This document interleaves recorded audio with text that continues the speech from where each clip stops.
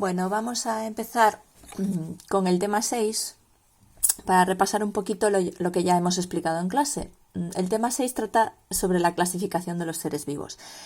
Este tema es importante porque luego va a permitir que entendamos mejor los temas siguientes en los que vamos a hablar sobre las funciones vitales de los seres vivos, de los distintos grupos de seres vivos.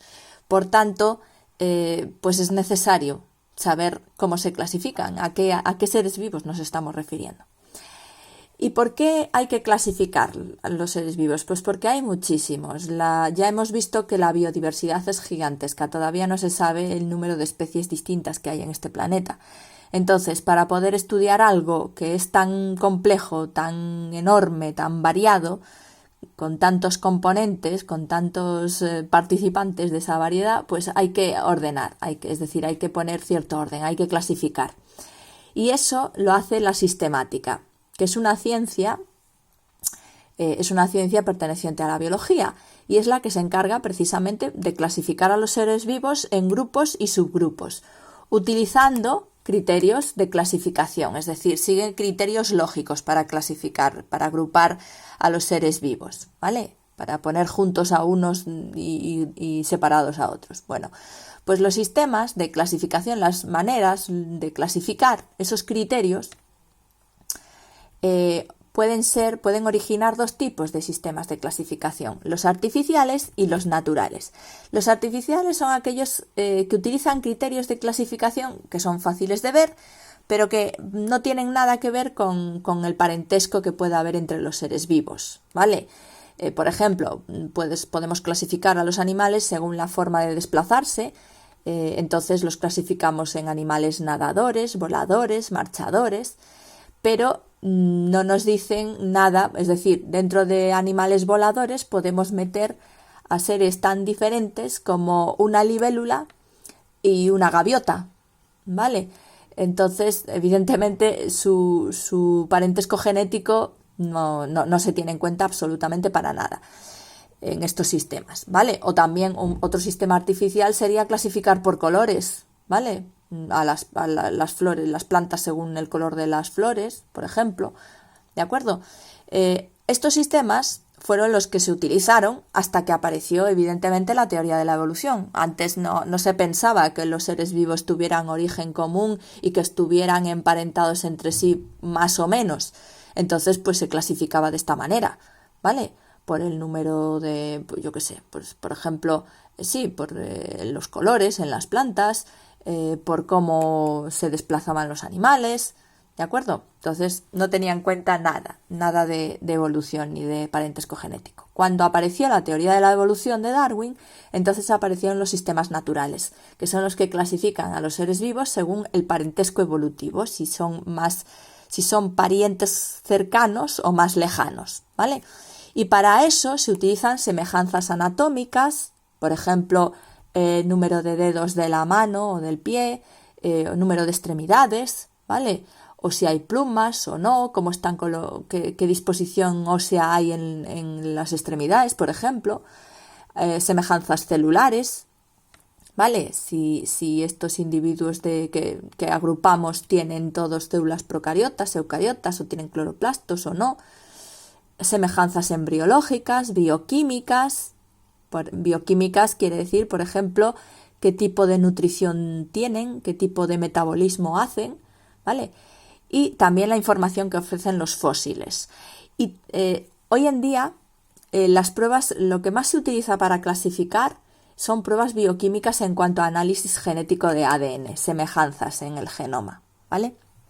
Bueno, vamos a ver en qué se clasifica. La sistemática clasifica. Los grupos en los que se clasifica se llaman taxones, ¿vale?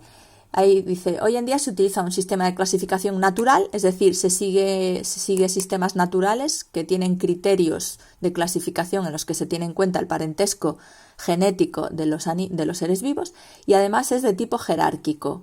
¿Qué quiere decir esto? Pues que se clasifican en grupos Y dentro de esos grupos hay subgrupos más pequeños, menos importantes, que incluyen a seres vivos que comparten características más concretas. Es decir, hay grupo, dentro del grupo subgrupo, y cada vez dentro de cada subgrupo hay otros grupos más pequeños, como si fuesen muñecas rusas, ¿vale? Matrioscas, ¿de acuerdo? Cada grupo y subgrupo se llama taxón. Taxón o grupo taxonómico es lo mismo, ¿vale? Es el grupo en el que se clasifican los seres vivos. El grupo taxonómico más grande es el de reino, ¿vale? Bueno, por encima del de reino está el de dominio, pero bueno, los más aceptados como grupo más grande es reino. Y los siguientes, por debajo de reino, está el filo. El filo es cuando estamos hablando de clasificación de animales. Si estamos hablando de clasificación de las plantas, el grupo por debajo del reino, inmediatamente por debajo del reino, se llama división, ¿vale? Vale, entonces, filo o división. El filo tiene clases dentro de él. La clase tiene órdenes más pequeños. El orden tiene dentro familias, grupo más pequeño. La familia tiene dentro géneros y los géneros tienen dentro especies, ¿vale? Es decir, dentro de un reino hay muchos filos, ¿vale? O divisiones si estamos hablando de plantas. Dentro de un filo hay muchas clases, hay distintas clases. Dentro de una clase hay distintos órdenes. Dentro de un orden, distintas familias. Dentro de una misma familia, distintos géneros. Y dentro de un género puede haber varias especies, ¿vale? Entonces, el grupo más grande es el reino y el grupo más concreto, más pequeño e importante es el de especie, ¿vale? Que lo pone ahí. Más concreto y el más importante, más pequeño. Pues porque reúne a los seres vivos más emparentados o más próximos desde un punto de vista evolutivo, que si os recordáis, son tan semejantes que pueden reproducirse entre ellos y tener descendencia fértil. ¿De acuerdo? ¿Vale? Entonces, vamos a ilustrar un poquito aquí. Ahora, este es Linneo. Por ejemplo, tenéis ahí, ¿vale? Vamos a ponerlo aquí para que lo veamos mejor. Yo tengo aquí, a ver, un momento. Yo tengo aquí taxonomía. Fijaros, este es el dominio. Ya os he dicho que por encima del reino está el dominio, ¿vale? Se suele aceptar. Pero bueno, aquí tenéis el dominio eucaria, es decir, todos los eucariotas. Dentro de los eucaria está el reino animal, ¿vale? Dentro del reino animal hay varios filos, entre ellos el filo de los cordados, que pone ahí filum cordata, ¿vale? Dentro de los cordados están la clase de las aves, pero además de las aves, pues tenemos los anfibios, los reptiles, ¿vale? Tenemos dentro del filo hay varias clases, ¿vale? Y repito, dentro del reino hay varios filos, ¿vale? Está el filo de los cordados, pero hay más filos. El filo de los moluscos, el filo de los artrópodos, bueno, hay un montón. Dentro del filo hay varias clases, ¿de acuerdo? Aves, reptiles, mamíferos.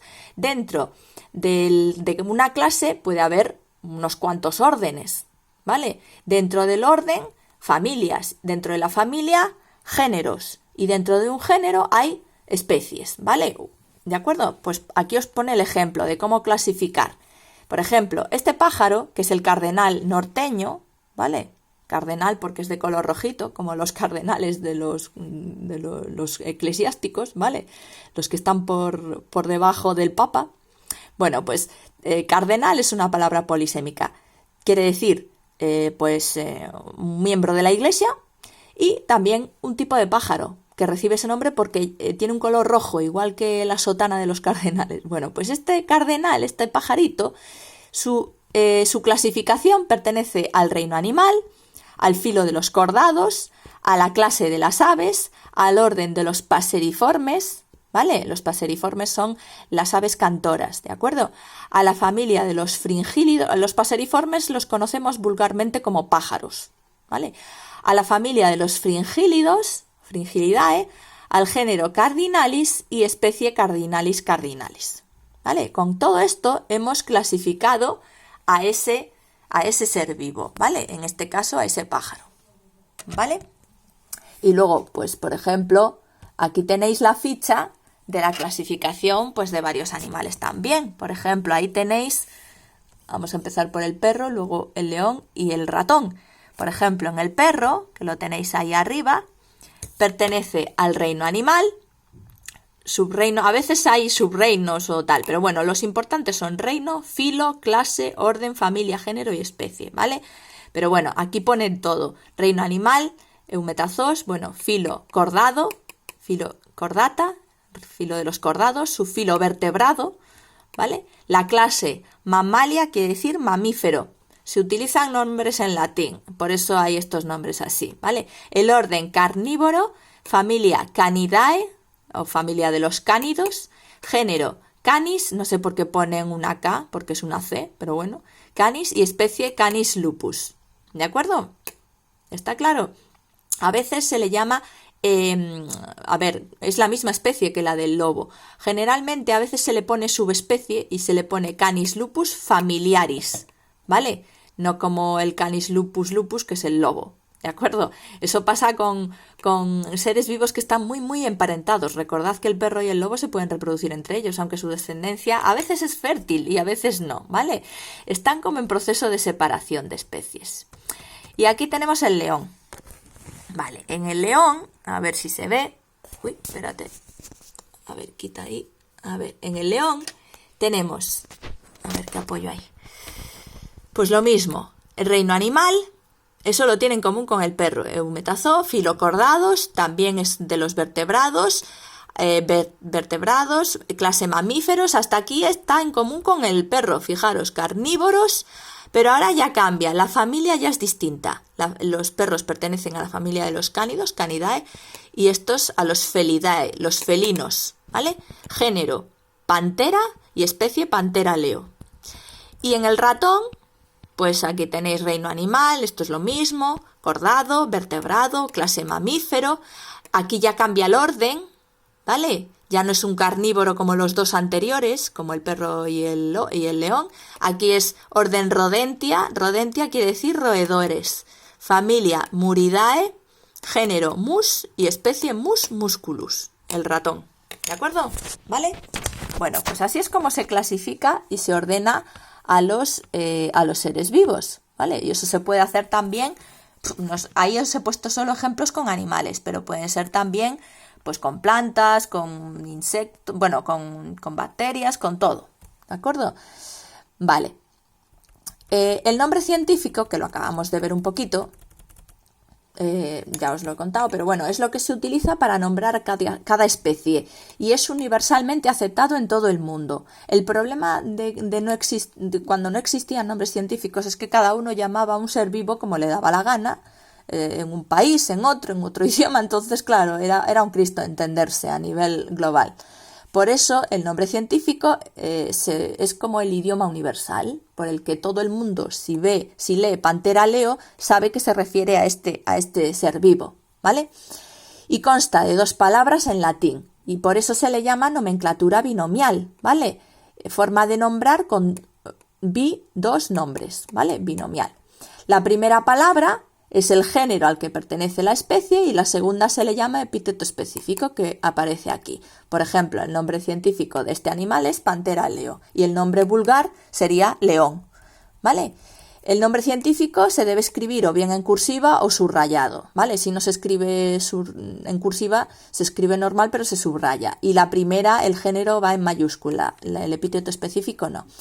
¿Quién fue el que se le ocurrió este sistema binomial? Pues fue un naturalista y científico sueco que se llamaba Linneo en el siglo XVII, que lo tenéis aquí, me salió antes al principio. Ese es Linneo, ¿vale? Con su obra Systema Naturae. Aquí explicaba cómo ponía él los nombres y cómo clasificaba a los seres vivos. Fue el primero que incluyó al ser humano en un sistema de clasificación. Dijo que pertenecía al reino animal y lo metió en el orden de los primates, con los monos. En su época, porque veía ciertas semejanzas, ¿vale? Linneo todavía no tenía ni idea de evolución, pero veía que como que había ciertos parecidos entre el hombre y el mono, por ejemplo, ¿vale? Y de hecho, su obra la leyó Erasmus Darwin, que era el abuelo de Charles Darwin, y ya como que le dio que pensar que Linneo hubiera intuido que había cierto parecido entre monos y hombres para meter al hombre para clasificarlo con los monos, ¿vale? Con los primates, ¿vale? Fue como que el que igual aportó la primera semillita de la evolución, aunque él evidentemente era fijista, ¿vale? En el siglo XVIII, era de 1700 y pico, no se pensaba, será fijista y creacionista, ¿vale? Pero bueno, algo ya debía intuir Linneo, aunque evidentemente él es conocido solamente por idear la clasificación con el sistema binomial. Y la ciencia que se encarga de poner los nombres científicos se llama nomenclatura.